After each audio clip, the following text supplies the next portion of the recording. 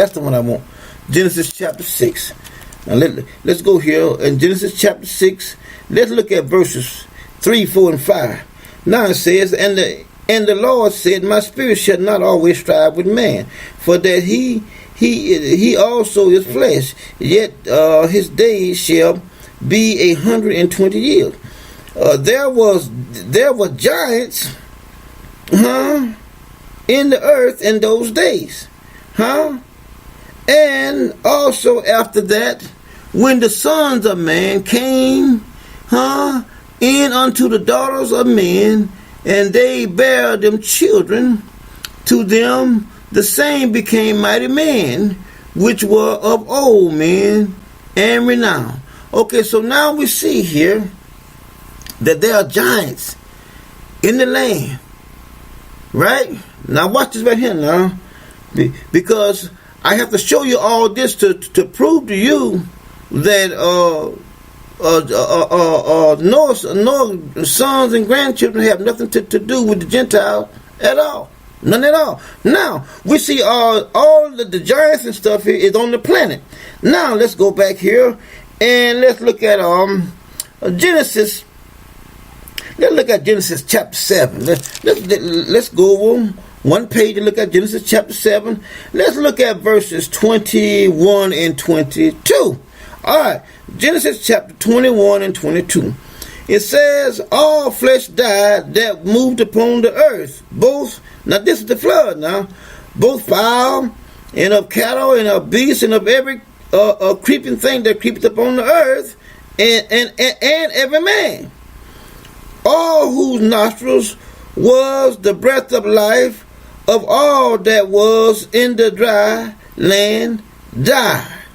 Okay, so now we see now that the giants that was over there, they died. But that's not the whole story. The whole story is that, let's look at verses, let's go back to Genesis chapter 7, and let's look at verses 16 and 17. Let's back up a little bit. And they that went in male and female of all flesh, as God had commanded him. And the Lord shut them in. Right? He said, and the flood was 40 days upon the earth. And the waters increased and bare up the ark, and it was lifted up above the earth. So we see now that everything died that breathed down there. But now we see that Adam brought everything in 2 by 2, 4 males and 4 females of every creature.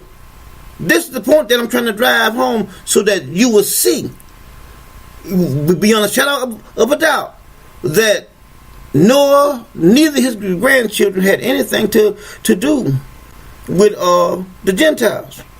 Now, just seeing where we are now.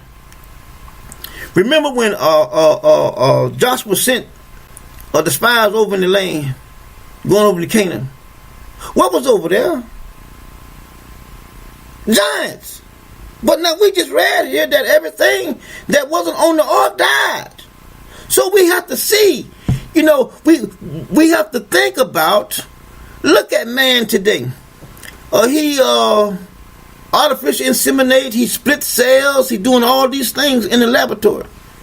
And they call it artificial intelligence. But now, you got to think that the Most High is way beyond past man. Now, we know if you go and look at the cubic size of the ark, you can see that there's no way that you could possibly get a eighth or a 16th of those animals on that ship. So you know it had to be what? It had to be more or less like a DNA laboratory, some kind of advanced laboratory that the Most High had constructed for the Noah. Had to be. There is no way. But anyway, I'm just trying to get you in the frame of mind of thinking. I want you to come out of that box, and I want you to think, and I want you to think intelligent. See, because if man can do it, God been doing it. Huh?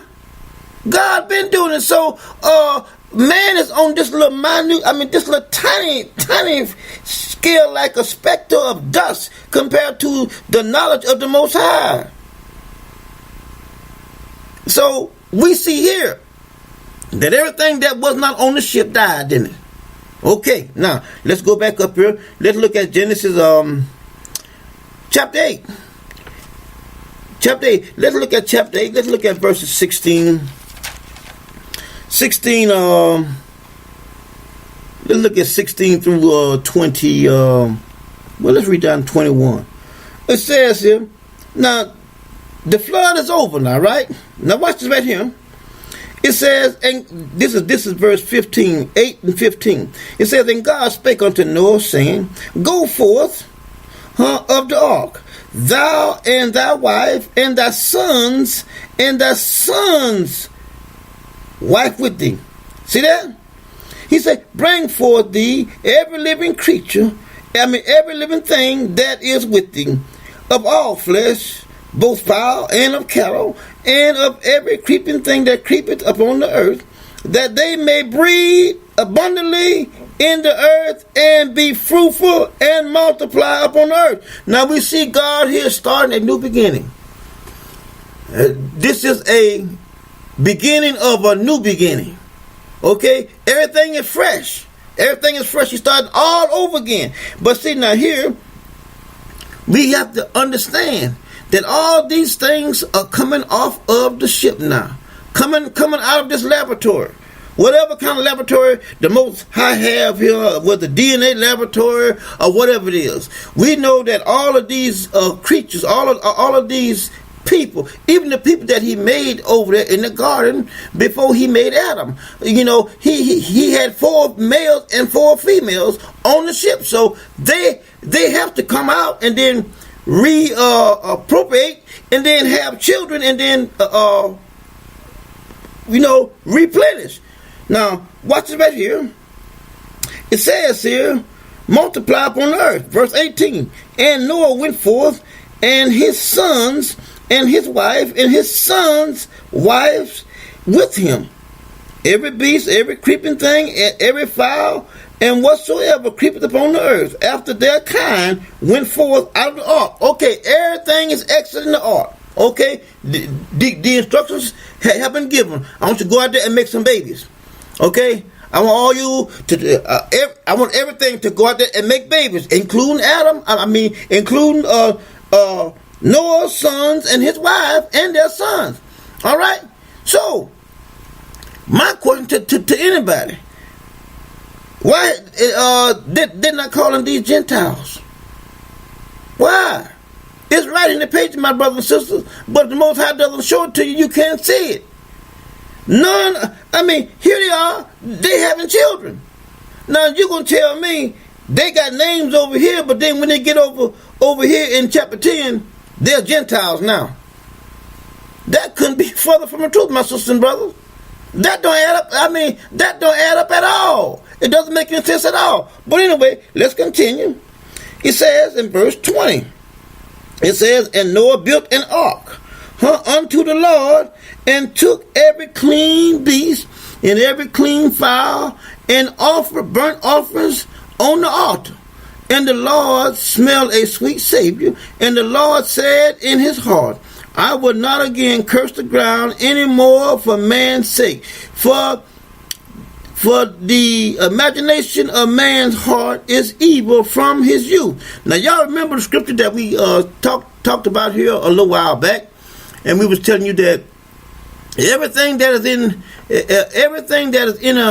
an individual is in him in a few days. It says in a few days, a man that is born of a woman is but a few days, and he is full of trouble. And so, in other words, within a few days, everything that you're gonna do is already in you. You're gonna be a murderer, it's already in you. You're gonna be a thief, it's already in you. Whatever you're gonna be in your lifetime, it's already in you. Because the Most High uses good and evil all day long, to make sure that all of his plans come to fruition. And I always use Joseph, but that was evil and bad and good all through his life. And what did he do? He went to the top. And he saved a nation where the one that was over the nation couldn't even save him. Why? Because it was the Most High's plan. But one may look at it and say, well, surely he could have found a better way. No. That's the way that he wanted it to roll. And my sisters and brothers, we see it all the time. I mean, a lot of times I have to, stop and walk back, and look at things and say, well, yeah, now I understand. Sometimes I be caught off guard, because things be happening, and I have to step back and say, look, the Most High is doing all this. He's in control. But anyway, let's go a little further here. Verse 22 says, while the earth remaineth, seed time and harvest time. Seed time and harvest time. The man had the seed, okay? He's talking about reappropriating, reproduction, seed, and the seed that you put in the ground for food, for trees, for vegetables, even the animals. The male has the seed, so he's telling you these things going to go forth from here on out. Why? Because this is the beginning of a new beginning. Now, let's go a little further here. I'm going to show you something else. Now, let's jump down to chapter 9 here in Genesis. Now, look what it says here. And God blessed Noah and his sons with an S, and said unto them, be fruitful and multiply, and replenish the earth. Now we see here again, God is still giving them a commandment. I want y'all to have some children.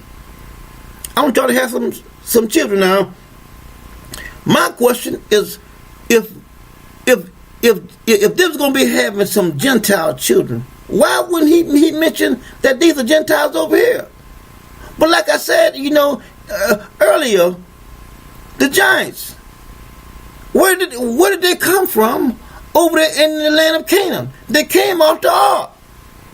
Everything came off the ark. Everything. This is God's plan. I know some may not, fully see it, but you have to see it. This is God's plan. And Noah, neither his children or his grandchildren had anything to do with any other race of people. Not one. Now let's go a little further here. We're going to look at Genesis chapter 10 here. Let's look at that again. And we're going to read it again. It says, now these are the generations of the sons of Noah, Shem, Ham, and Japheth. And unto them were sons born after the flood. And then he goes on and then starts naming them. These are the names of Noah's grandchildren. But then they leave the ark. Let me show you something here.